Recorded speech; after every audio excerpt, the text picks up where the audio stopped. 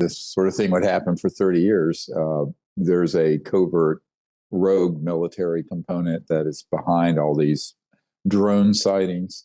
Some of them are drones, some of them are a little more advanced. Drones. Part of a rogue military operation to basically create a psychological warfare effect in the media and in the public in advance of something that nobody knows is going to happen, who I've known for about 18, 19 months, and aerospace operatives out of some desert locations. I'm not going to mention where they are. I've been to them, where most of the R&D testing and operations dealing with so-called UFOs, UAPs occur. Now, this guy, the main guy, has 6 other black sites, as they're called, operational sites that are very secretive, and are these particular ones are ones that are rogue and been running illegally for a long time. He is coming forward in the next 30 days or so, maybe less, with the evidence and unmasking himself and some of his operators, special forces guys, about what's going on at these sites, and with evidence. In other words, he's been operational when they have targeted and downed extraterrestrial vehicles. He's been present when they've tested man-made UFOs, which are mostly what people see, that are essentially anti-gravity craft. And he's been present when there are a number of illegal operations that have occurred, including the incidental hitting and downing of civilian private planes that go up over this test area after a temporary flight restriction has gone up. So there are innocent people who have been murdered, and that's completely, there's no evidence that they were hit. So these are serious guys. The main guy I've been dealing with, I know some of the others, has been in those operations for 29 years, since the 1995 period, but he was very young.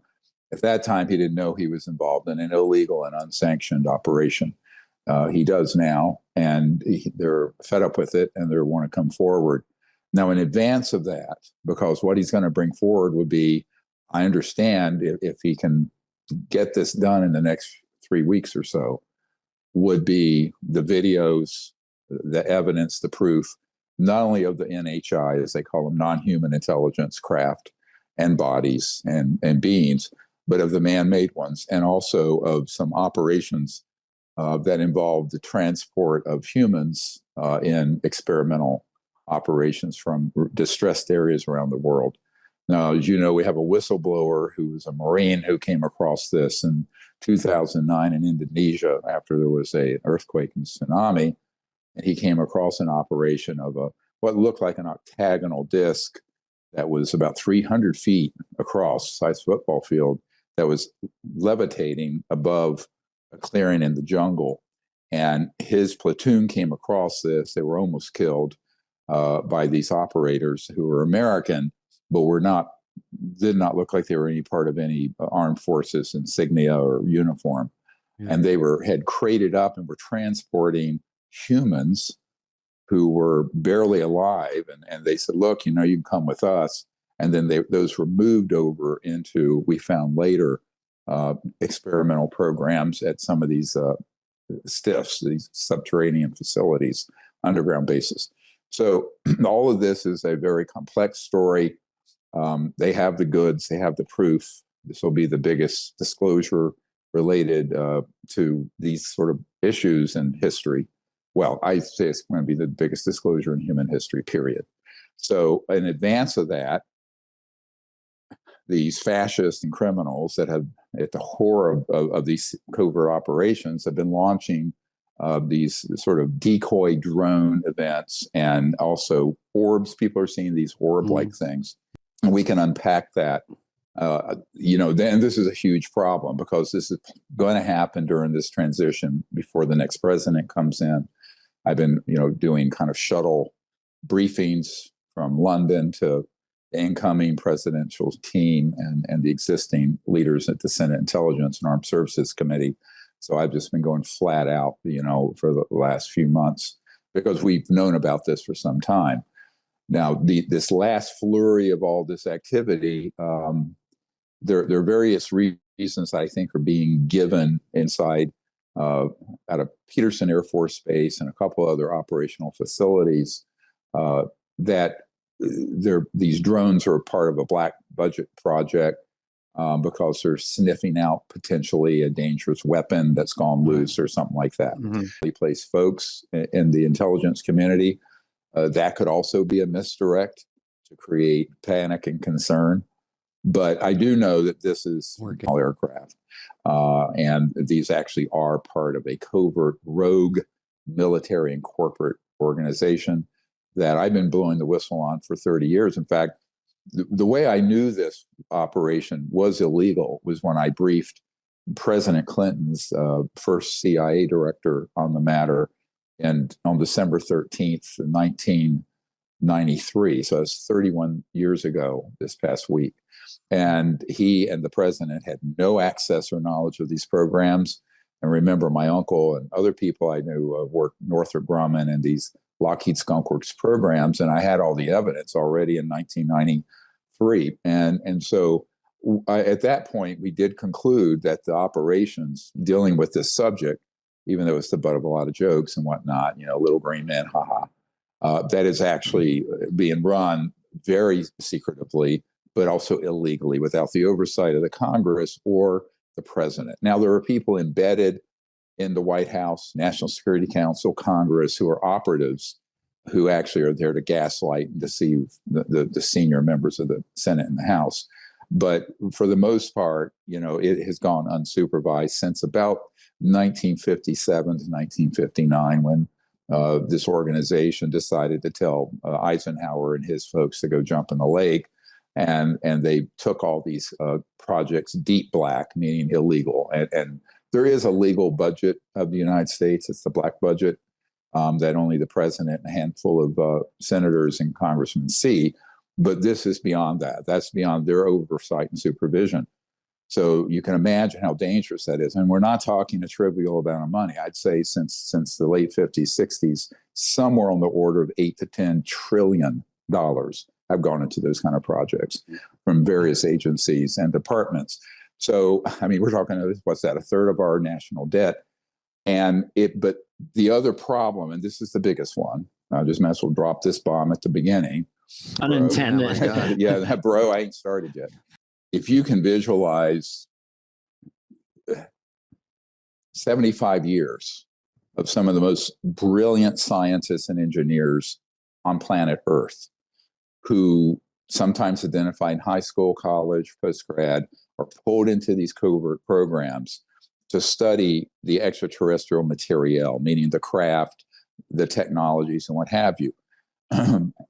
By late 1950s, there were operational man-made UFOs that were anti-grav type devices.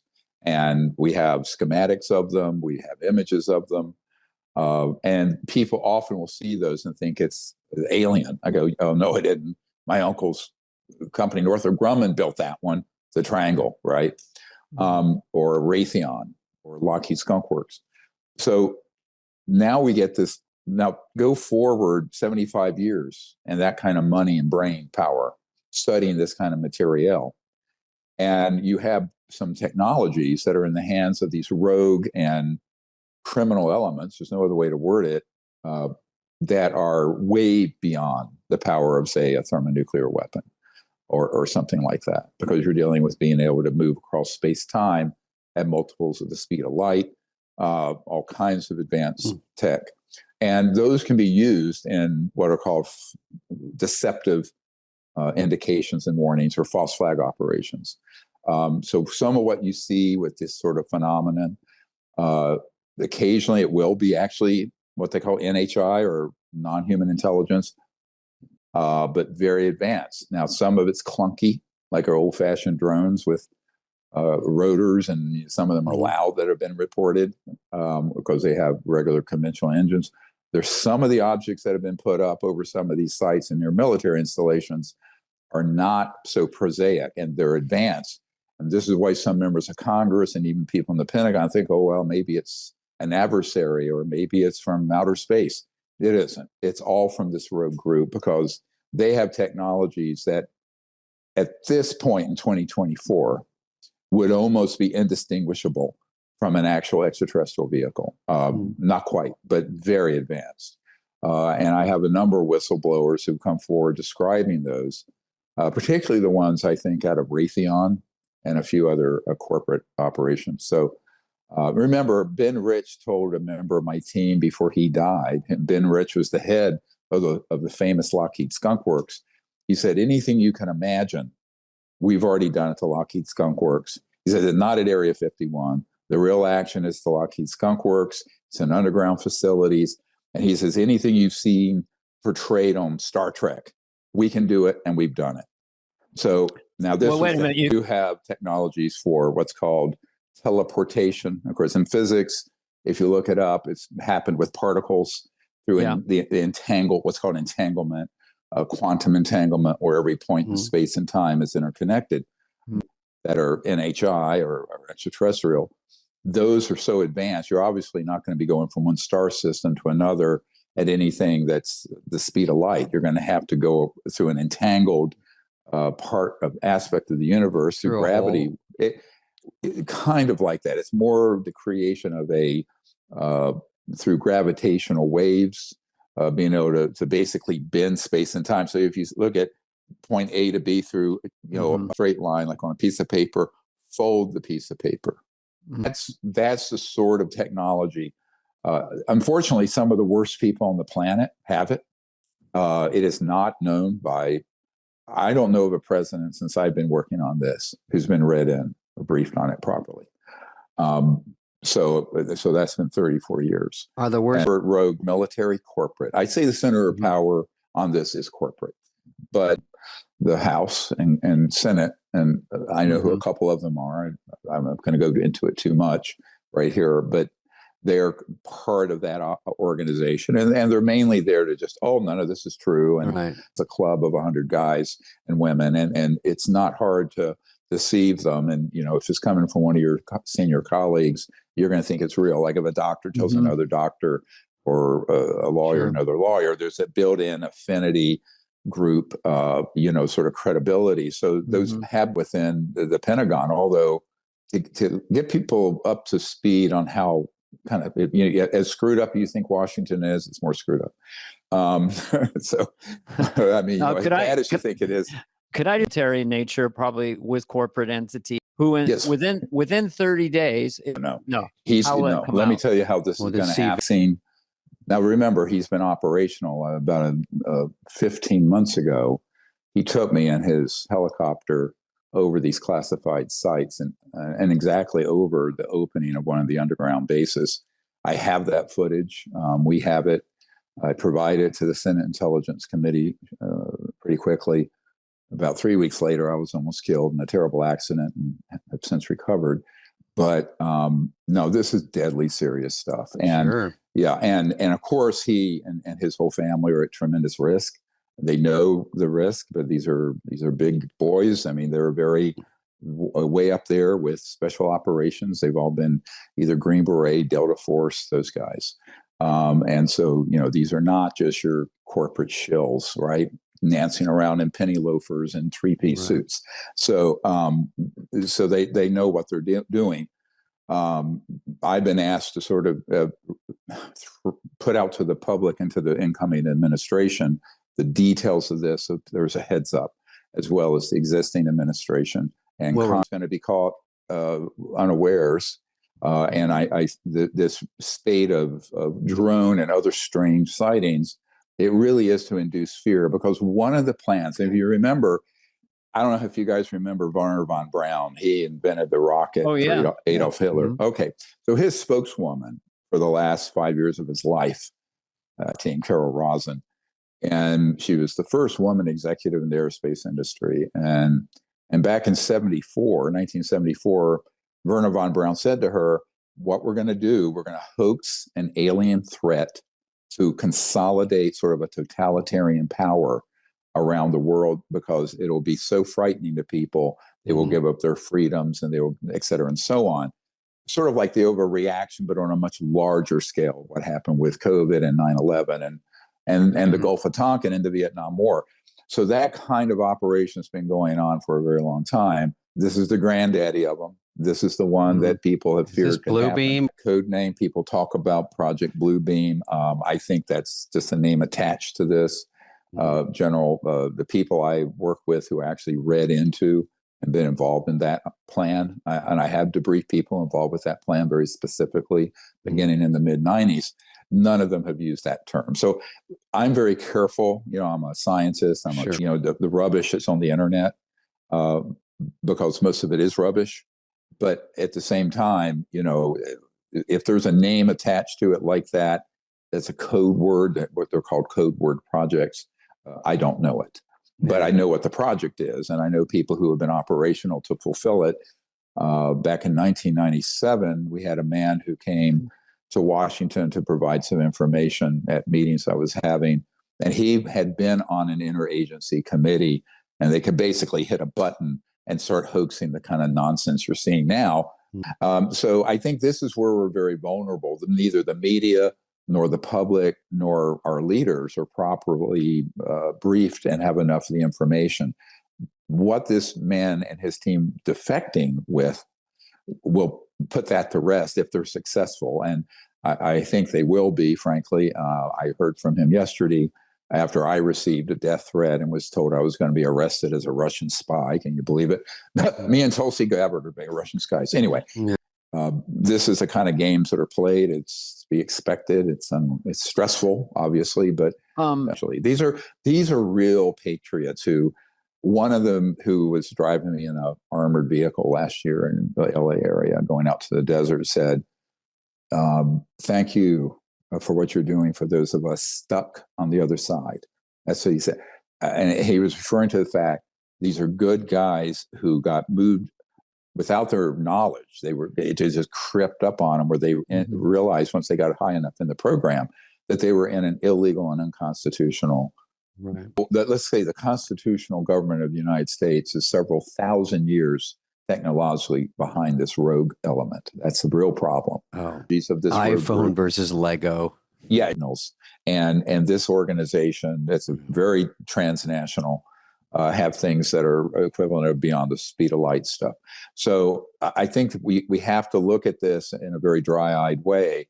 I'm not at all hopeless about it. It's a difficult time. I knew it would come to this at some point, and I was very shaken about 19 months ago when two groups of people approached me.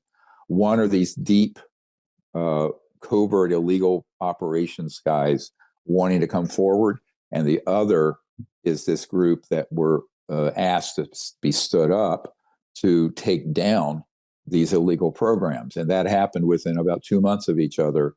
And they didn't know each other. And I put them together in a handshake. The director of that team, that would be the strike team to get these illegal sites under control, has joined me out in the desert and met this gentleman and some of the people on his team. So they're communicating. But the defectors are being very careful. He hasn't given me a date. He's just given me a general idea of what the evidence that would be dumped out would be, and it would involve the non-human craft, extraterrestrial craft downing. Now, one of the sites I was over, he just turned very nonchalantly to me and the director of this Green Beret and said, "Look, we knocked down 1 or 2 extraterrestrial vehicles per year over this one site. Then we flew 100 and some miles out in the desert to another site that similarly has the same equipment." Now, one of the things they're using to do this, people go, "Yeah, what are you using?" I'm using bullets and I'm using lasers. They're using a very advanced version of an electromagnetic pulse weapon. Now, of course, these are illegal under the International Nuclear Non-Proliferation Treaty, but they use them. And they are at these test ranges for both the man-made ones to harden them, see how they will work. But when a terrestrial vehicle, they can target it and knock it out of the sky because it has also embedded in it something called a scalar or longitudinal electromagnetic field that is multiples of the speed of light. Tesla talked about it back in the, I think, 30s. And those will totally disable all electronics on any object that is in 3 dimensions, let's say, that isn't. Jeez. Yeah. Well, and this begs the question, why are these other non-human civilizations here? They're certainly not hostile, at all. And given what I know, what we've done to probably 1,000 or more of these objects, and thousands of these ETs have been killed. Some are still living, by the way. There are some that are still captured alive in some of these underground facilities that we would like to see liberated. Aliens aliens are from Guatemala and Venezuela. I know, that's my bad. Yeah. That word, the way it's used in our culture, you're talking about someone from wherever. I just call them extraterrestrial. Extra. I do. Those are different weapons. They have the ability to trigger fault lines and cause earthquakes. There are all kinds of. I don't want to go too far. No, it's great. Where would the safest place to be on? My grandmother on my dad's side was Cherokee. Safe places, only safe people. So you be with good people, and that's what you should be. Cross doing. Your fingers. Go too far into that. It depends on your own worldview, but privately someday I'll tell you what I do. Well, it was in a truck and then it was gone. You think they have on Amazon secure, but how do you not do that? Is there just this gets into the question of how is it disclosed? If it's disclosed truthfully, it would be told that these are, these civilizations would be the equivalent of Gandhi or Martin Luther King. They're obviously concerned about our violence and our weaponization of space and our use of atomic and then nuclear weapons.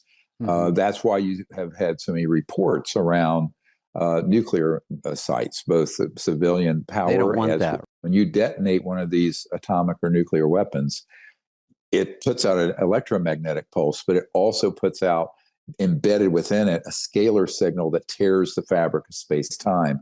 Is a complicated physics. And I'm working with a man with 6 PhDs who works for one of the big corporations, and his specialty are these scalar systems. And so I think when we detonated those first atomic weapons in 1945, it's well documented that there were extraterrestrial vehicles and sightings around that time. There was a crash of one in 1945 at White Sands. Everybody has heard of Roswell, but there have been many of them. You don't go through interstellar space and can't fly through a thunderstorm. Every jet pilot I know can do that. These were, even back then, we had a type of electromagnetic weapon that, with low yield, with low success, if you can call this success, were effective. Now the systems are quite advanced. And the big worry here is that at what point, if we don't fix our own problem as humans, at what point will it need to be corrected for us, which would actually be the worst case scenario. I don't think at all that they're hostile. If they were, we'd be, as one congressman said to me, we'd be our charcoal briquette floating through space would be done, right? We didn't even have transistor. We didn't have integrated circuits. Or any of that. So obviously these civilizations are trying to be very patient, but I think we're getting close to end game here. And here's why. And it's not just this one guy, it's people from 6 black sites. The technologies that have been reverse engineered and put into deployment as weapon systems are so advanced that organization has become a threat to extraterrestrial people. Down their objects, studied them, and over these 7 decades, come up with technologies. But instead of saving the biosphere with so-called zero-point free energy or what have you, they've been kept very secret, and they've been used by this Frankenstein that's gotten up off the table and walked away. And I don't know that that can happen much longer. So the people in that system who are now, they may have started out as a Delta Force Green Beret in their teens or 20s, and now they're, middle-aged and at a senior level. They know how dangerous this is, and that's why they're taking these risks to come forward. And it's why I did. I'm 69 now. I should be retired and just seeing my 12 grandkids instead of this madness. But, when you realize what's at stake, you just say, I got to do something, and they're trying to do what they can do. So they've reached out to me to sort of speak to this in the preparation, but also to get this information to various leaders around the world. Because they came in and they have the ability to hoax all kinds of stuff. Threatened against me, by the way. There was a whistleblower last year who wanted to come forward from an operation that had been out in the northern Nevada desert. They'll call it the Nevada Test Range, where we used to detonate atomic nuclear weapons and test them, who was on a team retrieving both disabled man-made UFOs. They were triangular ones. Mostly those were built by Northrop Grumman or Raytheon. But then he escalated to being part of a retrieval team when they stunned and it just landed. It didn't crash, an extraterrestrial vehicle. Harassed. They actually set up a fake abduction event. We have the whole account. He was going to come to Congress and privately brief Senate Intelligence and Armed Services people and go to the Pentagon to give his testimony. We were in the process of booking his ticket. And there were guys that showed up at his door and they said, look at your phone and look at your computer. And they had embedded child pornography all over it. And they said, you will go to prison. That's pretty tricks these guys can do. The deep fakes, the AI associated stuff, the ability to penetrate. And so often what happens, these whistleblowers, they get right to the edge and then these thugs pull a trick like that. Now, I've had those games played on me for almost 30 years. I mean, I've had death threats, I've had attempts, I've had defamation, all manner of horrible things. And I was told yesterday it's going to get much worse for me in the next little bit. And I said, well, you just bake this into the cake, you know, and people who are stupid enough and gullible enough to believe that stuff, you know, go believe it.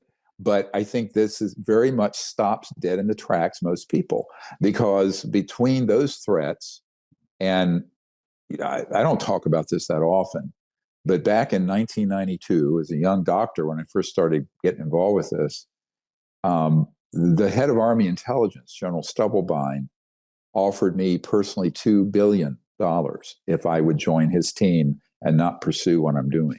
That was a lot of money back then. All kinds of creative sources, seized assets out of Eastern Europe after the collapse of the Soviet Union. But I mean, this was 92, right? So we're talking 32 years ago. 10 billion today, wouldn't it? If I invested it well, anyway, I don't care about that. I've never cared about that. But but this is what my point here is: people who have this sort of information, you're offered enormous amounts of money and threats. So it's blackmail and bribery all together. Right. At a certain point, you're going to cry uncle when the pain gets so great. You know, I've had 3 people on my team killed over the years, and did not want this out. So you must have some anger. You're human, of course, but you know, I mean, you know, everyone knows what we're signing on to. And I'll say that these guys who they really are patriotic. They're in a bad situation. I know, visualize, just everyone listening to this for a minute. Imagine being a young man and you're, you know, very well trained special forces, Delta, Green Beret, Navy SEAL. And you get pulled into operations. They're all top secret, special compartmented information, need to know, very compartmented.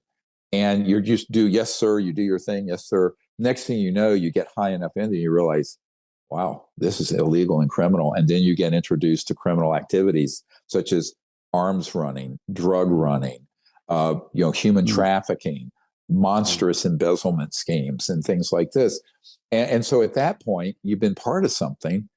How do you come forward? Now, one thing we have arranged is that there is a law enforcement operation that I'm dealing with that's connected to this strike team that needs to be stood up under an executive order. It needs to happen yesterday. But I don't know that the Biden administration wants to touch this yet. 20th, if all goes as planned, then there'll be a new executive or president. So at that point, this has to happen. But they have already, through this law enforcement entity, extended immunity to anyone coming forward. So in other words, and I want to say this very clearly, Dr.StevenGreer.com, if you are a legitimate whistleblower and you have been involved in some things that you found out were not legal, you can get immunity for that and come forward. And we're also asking for very serious protection. Now, the level of protection we can provide now is 24-hour surveillance if there's any threat that comes your way. So that has been put in place. So this is how we have a heads up. And I won't say how that's being done because that's sensitive. Okay. And I have certainly that around me. But it's probably going to continue until at some point. The worst case scenario, my friend, is they escalate this. In other words, we're sort of batting this aside and saying, here's what it is. You know, it's like if you ever saw The Wizard of Oz, that's behind the curtain. They finally pull the curtain back. And here's this old crudmudge and scaring the bejeebies out of this old decrepit fool. But that's what this is. But it's still scary. I mean, they have enough technology to project that kind of stagecraft, this kind of deception and operation. But the question is, then do they get really more serious and start get people to think that we're under some kind of alien attack? Because no, those aren't aliens or extraterrestrial. That's our stuff. And even the advanced stuff you're seeing look like they could be not of this world. And trillions of dollars in black budget funding get you technologically. When you have the real McCoy, you actually have the interstellar and extraterrestrial vehicles. When they do, actually, it can be going so fast like a speeding bullet, you don't see it. So let's say you have a big object, and you can create an electromagnetic field effect around it, where it takes all the matter of that object out of, let's say, sync with 3D, and it goes into another and back. So that's there's a whole spectrum, and it's a whole spectrum of phenomenon. And one of the big problems arises from people in the National Military Command system not read into the human ones that look extraterrestrial. They can be tricked. I know of a 4-star admiral who was the commander-in-chief, Atlantic Command, Sync Atlantic Command, back in, came off the coast of Newfoundland. And we have this from our Disclosure Project witness. His name was Merle Shane McDowell. He's in our archive. You can read his transcript and see his interview. I have been at that command center, basically where World War III would be fought. And, they run all the nuclear submarines from there. And when this event happened, the admiral panicked. They went to a full code zebra alert, which means if you don't have a zebra badge on your lapel, you shouldn't be in there. And they didn't know what this thing was. And so he got on the hotline to Moscow. It wasn't ours. They said it wasn't theirs. But if certain things had escalated, if actions on our part had escalated or been miscalculated, we could have been in World War III. This was a danger of this is not knowing. Knowledge is power for our nation and the world. So my whole point right now is to let people know your ignorance of this subject is no longer a luxury we can afford if you're in that system. If you're in the legal constitutional government of the United States, Democrat, Republican, socialist, I don't care. You've got to understand these things. You've got to understand the technologies. Now, I have put together a 312 executive briefing document that's being given to key people in the current and the incoming administration and Senate Intelligence and Armed Services and some other people who are already doing possible. I won't be doing that, but it's wherever I'm asked to go if it's someone sincere who I think needs to know the details. I have a question. I have not spoken with him. I know people who work with him closely. To the extent he's been read in or informed about this is unknown to me. I think the other person, there are some other people I have been meeting with, I'd rather not name, that are key people for national security that have a need to know, and that I've been providing this information to in the last few weeks since the election. And they're very responsive. They're concerned. And I know that, for example, RFK Jr. Knows that his uncle, Jack Kennedy, was killed by the CIA for something related to this. And he suspects his father was also. So, and in fact, I have a source in London that actually has all the information on that he's going to hand over to me fairly soon. He's a very senior person in the British establishment. Should have never been kept secret. When I met with, I don't know if you all remember, and I'm dating myself, I mean, I was a child then, but in 1964, this Senator Barry Goldwater, Arizona. Something is not a vice. Johnson, right after Kennedy was killed, President Johnson. And when I met with him back in the 90s at his home there in Scottsdale, you know, he said it was a goddamn mistake then and a goddamn mistake now that this was ever kept secret. He was cursing up a blue streak. He's a character. Oh. And because you can extrapolate it across the system. So imagine you're in the running, a 50-50 chance or so to be the president of the United States. The senior senator from Arizona, Curtis LeMay, who at one time had been head of the Air Force. LeMay, because he wanted to drop nuclear weapons into China and Vietnam. He also knew about this issue. Some asked General LeMay, I want to get into the, quote, blue room at Wright-Patterson Air Force Base, which back then there was a lot of extraterrestrial material that was sent there. And all the way back to the 40s, by the way, Wright-Patterson, very key. And he said, General LeMay turned to him and said, God damn it, Barry, I can't even get into that area anymore. I personally see that you were court-martialed out of the Air Force Reserve, because Barry was a general in the Air Force Reserve. So I'm sitting in Barry Goldwater's house, and he's dropping this shit on. And I go, wow.